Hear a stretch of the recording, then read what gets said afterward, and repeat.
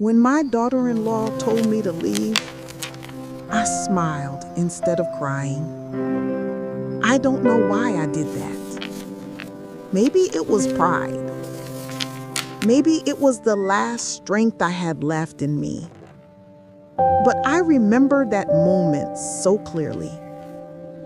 Her voice trembling a little, her eyes avoiding mine, and the way the evening light fell across the table, making the empty teacup between us look lonelier than either of us could admit. "I think it would be better," she said softly, "if you stayed with your sister for a while, just until things settle." There was so many things I could have said, so many memories that rose in my throat like unspoken prayers. But all I did was nod. I stood up, folded my shawl over my shoulders, and told her I understood. I remember walking out of that house, the house where I had cooked for my son as a boy, where I had held my first grandchild, where I had listened to laughter echo down the hallway. And suddenly, I was only a guest who had overstayed her welcome. My name is Salma. I'm 62 years old, a mother of one son named Adil. And for most of my life, I believed home was not made of walls, but of people. I was wrong about that. Sometimes the people you love build walls inside their hearts instead. Adil was my only child. My husband passed away when Adil was 8. For years, it was just the two of us. A small house, a small life, but a love big enough to fill every empty space. We used to sit together after dinner, doing his homework under a flickering bulb. He'd fall asleep on my lap while I whispered stories about his father, how brave he was, how kind. I wanted Adil to grow up knowing that goodness is a quiet strength, not something you shout about. When he became older, he'd say, "Ami, one day I'll build you a big house. You won't have to worry about anything." And I'd laugh and tell him, "I don't need a big house, Beta. Just make sure it has space for me to sit by the window." He always promised he would. Years passed like soft seasons. He studied, got a job, and soon told me he had met someone, a girl named Sana. He spoke about her with that shy spark in his eyes I had seen once before in his father. Sana was different from me. Educated, confident, raised in a city where things move faster, where silence was considered awkward instead of comforting. The first time I met her, she came with flowers and sweets. She called me Ami right away, and I thought to myself, she's good. She'll make him happy. I didn't need perfection. I only wanted kindness. The wedding was small, but full of joy. Our house smelled of henna and perfume for weeks. I remember watching Adil and Sana sit side by side, their hands joined under a garland of marigolds. I whispered a prayer in my heart. May she love him more than I do. And for a while she did. They laughed together, shared inside jokes I didn't understand, and brought new energy into the house. I loved hearing their footsteps, the sound of their keys in the door, the little arguments about tea or TV channels. It felt alive again. But small things began to shift, so small that I ignored them at first. Sina liked things neat. I liked things familiar. I kept Adil's childhood cup in the kitchen cabinet, She thought it looked old and cracked. I liked making tea the way my husband used to, with cardamom and milk boiled too long. She preferred green tea. Ami, you should try it, she'd say with a smile. It's healthier. I'd smile that, but after she left the kitchen, I'd quietly make mine the old way. Not out of stubbornness, just memory. Little differences grew roots, but I kept telling myself, she's new here. Give her time. And so I did. Months turned into years. Sana got a job at a design firm. Adil was promoted and started coming home later. The house became quieter, except for the sound of the clock in the hallway. Tick, tick, tick, like footsteps fading away. Sometimes I'd sit at the dining table with my cup of tea, waiting for them to come home for dinner. When they arrived, they'd be tired, and I'd tell them, I kept your food warm. Sana would smile politely and say, Oh, Ami, we already ate out. I'd nod and say, of course, then quietly wrap the food again. It wasn't her fault. Life was changing, and I didn't know how to fit in anymore. Then one day, Sana told me she was expecting. I can still remember how her face glowed that morning. Soft, bright, full of promise. I placed my hand on hers and said, You've made me the happiest mother in the world. Those months were the most beautiful. I took care of her like she was my own daughter, massaging her feet, cooking her favorite dishes, reading verses aloud when she couldn't sleep. When the baby came, a little girl they named Haba, I felt like life had started again. Her tiny fingers curled around mine, and I thought, maybe this is what peace feels like. For a while, it was. But as Haba grew, so did the distance between Sana and I. I wanted to help, feed her, bathe her, hold her when she cried. She wanted to do it her way.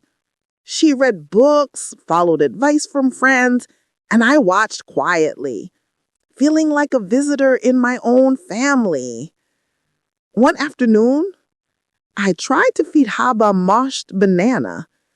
Sana walked in and said softly, but firmly, Ami, please don't give her that now. The doctor said she shouldn't have solids yet. I smiled and said, Oh, just a taste won't hurt. She didn't smile back. There was a small silence between us. Not angry, just cold. Later, I heard her telling Adil, She doesn't listen. She still treats me like a child. And for the first time, I realized I didn't belong in every corner of his life anymore. Adil came to me that night. He sat beside me and said, Ami, Sana feels a little overwhelmed. Maybe give her some space? I nodded. Space. Such a small word for such a big emptiness. I tried to change.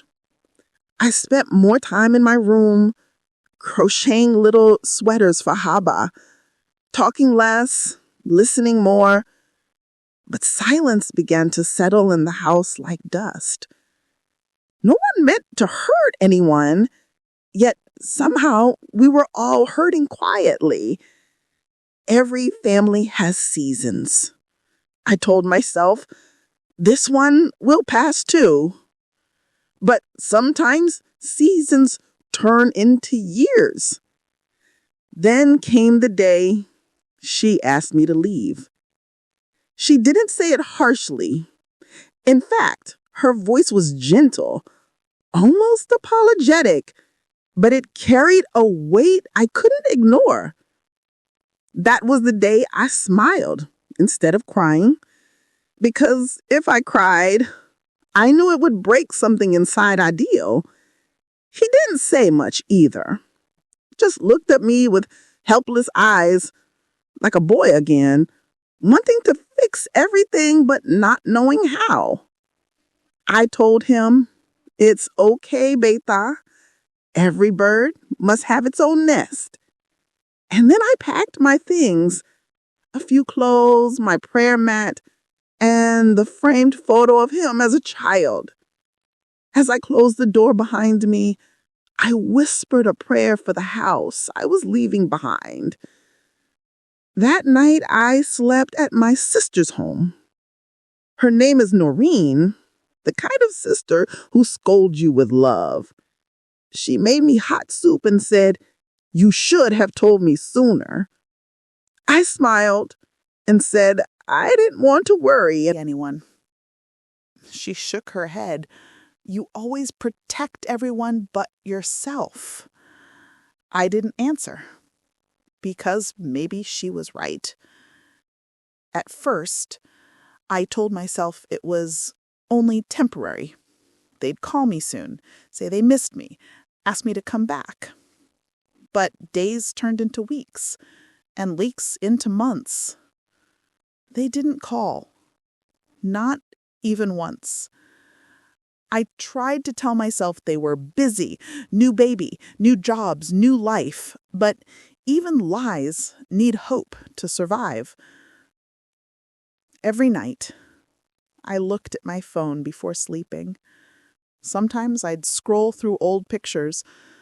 Hiba wrapped in a blanket, Adil cutting a birthday cake, Sana smiling beside him. I'd whisper softly, "God bless them," and put the phone down. Then, in the quiet of my room, I'd feel the silence settling again. The kind that doesn't make you peaceful, just forgotten. It's been 3 years now. I see them sometimes, on video calls during Eid, or when they drop by for half an hour on birthdays. Sana always greets me politely, asks if I need anything, and I always tell her I'm fine. We talk, we smile, we remember, and then we fall silent again. That's when it hurts the most. Not the words that were said, but the ones that never came. I forgave her a long time ago, but the silence, it still hurts. After I moved in with my sister, I tried to keep myself busy. I helped her around the house, taught her grandchildren their prayers, and spent long afternoons watering her plants. But no matter what I did, a part of me stayed in that old house. Every evening, when I heard a child laughing outside, I'd think it was Hiba, and my heart would jump, only to settle down again in silence. I didn't tell Noreen much. She already knew. Sisters don't need full sentences. Just the quiet between them says enough. One day, Noreen said, "Salma, you should call them. Don't wait for them to remember first." I hesitated. I don't want to bother them. She looked at me for a long moment. "You raised him, Salma. You're his mother, not a guest. You're allowed to call." So that evening I did. Ideal picked up. He sounded tired but polite. "Ami, how are you?" "I'm fine, Betta. I was just thinking about Hiba. How is she?" "She's good, Ami. Busy with school now." There was a pause. Not uncomfortable, but uncertain. I asked if they'd visit soon. He said, "Inshallah, Ami. Work's been hectic." I told him to take care, and the call ended in less than 2 minutes. I looked at my phone for a while, the screen turning dark in my hand, and I realized I had started measuring love in the length of phone calls. Days blended into one another. I started writing letters to Hiba, not to send, just to keep the feeling of her alive in my words. "Dear Hiba," I'd write, "today I saw a yellow kite flying outside the window. It reminded me of the one I bought you on your second birthday. Sometimes I'd draw little flowers beside the words. It made me feel like I was still part of her growing up, even if only in imagination." Noreen found the letters one afternoon. She didn't say anything, just held my hand. That simple gesture said everything. Then came Eid. I hadn't seen Adil and Sana in nearly a year. I ironed my best dress, baked the sweet vermicelli he loved as a boy, and waited by the window since morning. By evening, I realized they weren't coming. Adil called later that night, his voice soft but hurried. "Ami, I'm so sorry. Hiba wasn't feeling well. We couldn't make it." I said, "That's okay, Betta. Take care of her." After he hung up, I stared at the table set for 3. The food had gone cold hours ago, but I still kept it there until midnight. Old habits die hard, especially the ones built from love. A few weeks later, Sana called. Her voice was kind, but distant, like someone calling from a moving train. "Emmy, I hope you're doing well," she said. "I wanted to ask, would you be okay if we sold the old house? It's too big for us, and we want to move closer to Heba's school." For a moment, I couldn't speak. But house was my whole life. Every memory, every laughter, every tear. But I also knew that it wasn't mine anymore. So I said softly, "Yes, Betta. If it makes things easier for you, do it." She thanked me, and the line went silent. I sat for a long time after that, listening to the echo of my own voice in the room. That night I dreamed of the house.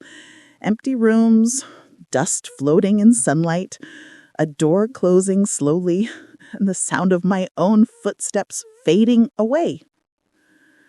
A few months later, Adil came with the papers. He didn't look me in the eyes much. We signed everything quietly. When he was leaving, I asked, "Betta, how's Sana?" He smiled a little. "She's good, Ami. Busy as always." "And Hiba? She's grown up so much you won't recognize her." I laughed softly. "I hope she hasn't forgotten her grandmother." He didn't answer, just tucked me briefly and said, "She misses you, Ami. We'll visit soon." But soon can be the longest word in the world. After he left, Noreen said, "Salma, you have to stop waiting. You've done your part." But how do you stop waiting for your own child? It's like telling the sea to stop reaching for the shore. One evening, I went to the old neighborhood. I just wanted to see the house one last time. It looked different. New paint, new plants in the front yard, but the same tree stood outside, its branches now touching the roof. I stood there quietly, watching a new family inside through the window. A little boy was chasing a ball. His mother laughed. For a moment, I imagined it was my house again. And I turned around and walked away. Every step felt heavier than the last. I started keeping a journal then, just small thoughts before bed. Sometimes I wrote about my husband, sometimes about Adil, sometimes about Sana. I didn't write in anger, just questions. Where did we go wrong? When did love turn into formality? Why does silence hurt more than word ever could? But there were no answers, just the sound of the fan spinning overhead and the soft hum of life moving on without me. One afternoon, I received a video on WhatsApp. It was Hebe's school function. She was on stage, dressed as a sunflower, her face bright with joy. For a second, I felt tears welling up. Then I noticed she didn't look around for me. She looked into the crowd, waving toward someone else. Sana, of course. And I realized something I had tried not to see. She was growing up without memories of me. I wasn't angry, just quietly heartbroken. That night, I whispered to God, if this is what love asks of me, to love from far, to pray in silence, then I accept it. But life has its own timing. Months later, I got a call from Adil. It was past midnight. His voice was trembling. Ami, he said, Sana's in the hospital. She had a miscarriage. My heart dropped. Before he could finish, I said, I'm coming. He tried to stop me. No, Ami, it's okay. She's being looked after. But I couldn't sit still. Within an hour, I was outside that hospital.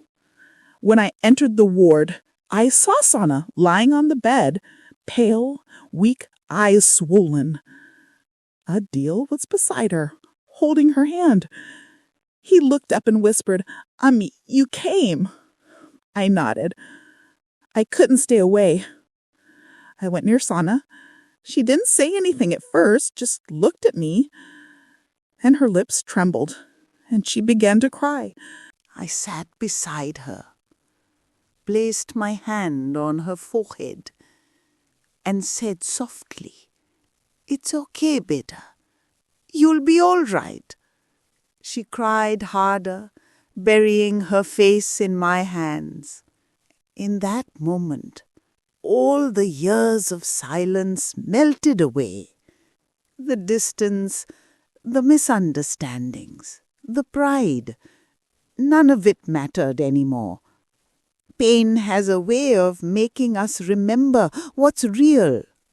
For the next few days, I stayed with them, cooked soup for Sana, helped Hiba with her homework, folded laundry quietly. No one said it out loud, but the house felt warmer again, like we had finally remembered how to breathe together. One night, while I was in the kitchen, Sana came in quietly. She stood behind me for a moment, then said, Ami? Her voice cracked a little. I'm sorry. For everything, I should have treated you better. I turned around and looked at her. She looked so young in that moment. Not the confident woman I first met, but a tired daughter searching for forgiveness. I took her hand and said, No, better. I should have given you more space. I held on too tightly to what used to be. Tears rolled down her cheeks. She whispered, Can we start again? I nodded, and for the first time in years, I pulled her into my arms. We didn't speak after that. We didn't need to. Sometimes love returns not with words, but with silence that finally feels gentle. When Sana came home from the hospital, she insisted I stay for a few weeks. We cooked together, laughed softly at old stories, and even watched Hiba's favorite cartoons. It felt like family again. Not perfect, but peaceful. Adil looked happier too. He often said, Ami, it feels like old times. And I'd smile, because for a while it truly did. But as weeks passed, I began to feel a gentle restlessness. I realized that though we had forgiven each other, something had quietly changed forever. Forgiveness doesn't always bring things back. It just makes the loss easier to carry. One morning, I told Sana, Beta, I think I should go back to Noreen's house. She looked surprised. Why? You just got here. I smiled. You need to live your life your way, and I need to live mine with peace. She didn't argue. She just nodded slowly and said, You'll come visit, right? Always, I said. And I meant it. That evening, as I left the house, Hiba ran toward me. Daddy, don't go, she said, clutching my shawl. I knelt and hugged her tightly. I'll come soon, my love, I whispered. She kissed my cheek and said, Promise? I promise. Then I walked out again, this time not with sadness, but with peace, because this time I was leaving with love still intact. It's strange the way forgiveness lives. You imagine it as an act, a single decision, a grand release. But forgiveness, I've learned, is a kind of slow-growing thing. It doesn't bloom all at once. It breathes, it falters, it takes root in quiet places, between breaths and pauses. I forgave her. Truly, I did. But forgiveness didn't erase the echo of her absence. It didn't make the room any less quiet. It just made the silence softer, less sharp, like rain on an old roof, still there, but gentle enough to live with. Every morning, I wake up before the sun. The house hums with its small sounds. The kettles sigh, the wind brushing against the window pane. And I think of her. Not with anger anymore, not with the ache of waiting, just with a quiet knowing that somewhere out there she's living her own life, making choices that don't need my approval, nor my forgiveness. But still I send her love every day, a silent prayer through the distance. There is a small wooden box in my cupboard. Inside it, a photograph of her first birthday, her little fingers reaching for the candle light, the way her eyes sparkled brighter than the flame. That photograph is my compass. It reminds me who she was before life complicated her, before I complicated her. Sometimes I take it out and whisper, You don't owe me words, my child. I just hope you are okay. And I feel the peace ripple through me. That's the strange magic of motherhood. Even silence can feel like a conversation when love is the language. I still replay that day in my mind. The day we argued. The words I threw. The words she returned. Sharp, unfiltered, clumsy things that left scars neither of us meant to carve. If I could go back, I'd tell her I wasn't angry. I was scared.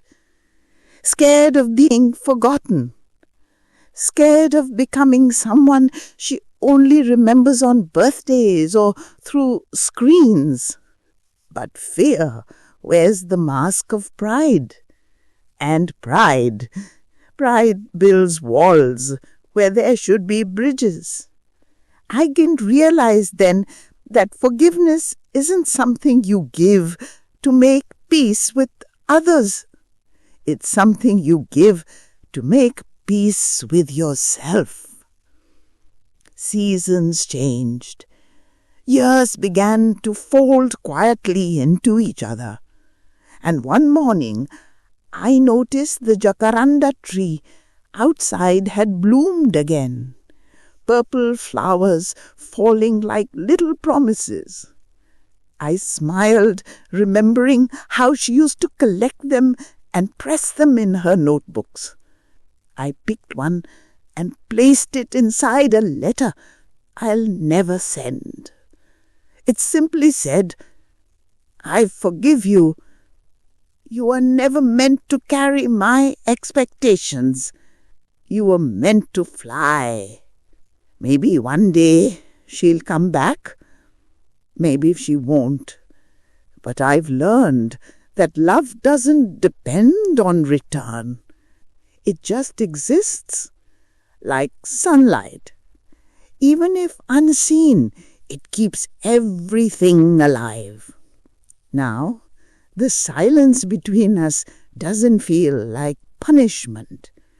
It feels like a resting place, a soft, sacred space where love can breathe without needing words. Sometimes I sit in the garden with my tea and close my eyes. And in that hush, I hear her laughter again, faint, warm, echoing through the years. It's not really her voice, it's memory. But memory is its own kind of miracle. If you ask me now, do you still hurt? I'll tell you, yes, but differently. The pain has shape now, not chaos. It has rhythm. It teaches me patience. It reminds me I'm still human, still capable of loving beyond my own wounds. And that's what forgiveness is. Not forgetting the hurt, but learning to live beautifully beside it. Sometimes I imagine her standing by my door again, hesitant, and I'd smile. I wouldn't ask why she stayed away. I'd just take her hands, feel the warmth, and whisper, "You were always forgiven." Because I've realized something profound. Forgiveness doesn't demand reconciliation. It only asks for peace. And peace, I've found it in the sound of my own silence, in the quiet acceptance that love doesn't die when words do. It just changes form. So tonight, as the stars spill across the dark sky, I sit by my window, heart unclenched. The silence still hurts, yes, but it's a softer hurt now. The kind that comes with understanding. The kind that says, "You've survived the ache. You've learned the language of quiet love." And in that stillness, I feel her, not beside me, but within me. A daughter, a memory, a heartbeat that never really left.